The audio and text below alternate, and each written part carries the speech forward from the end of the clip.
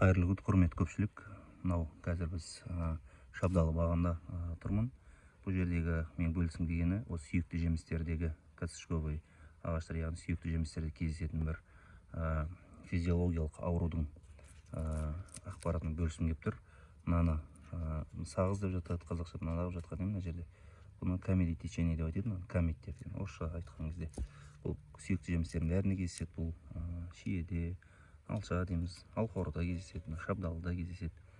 Бұның себептері түрлі. Бұл негізі бұл ауруда болып саналады, гамоз деп айтады бұны.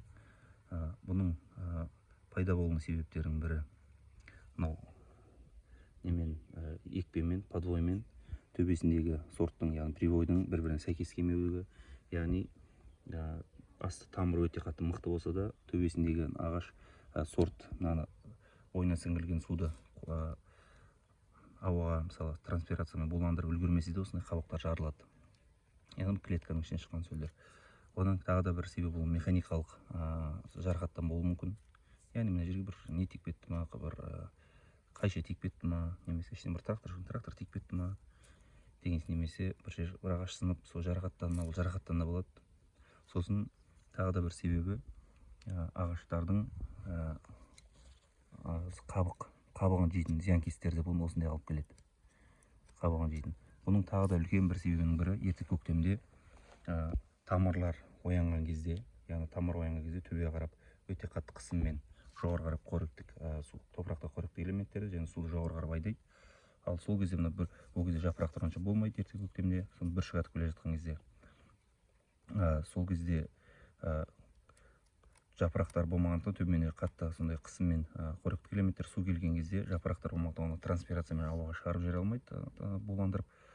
Сол үшін ал түнде күнде сонда жылы болып, күнде салқын болып кеткен кезде, сол кезде мына жапырақтың қабықтары кішкене жарақаттанады да, нені қысымды көтере алмай қалады. Сол кездегі бар болатын жағдай, яғни қабықтар жарылады, яғни клетканың ішіндегі қоректік элементтер сыртқа шығып кетеді. Ал бұл физиологиялық ауру, сол үшін бұндай болып жатса болмаса, бұл алғау көп жерде де көп болады бұл.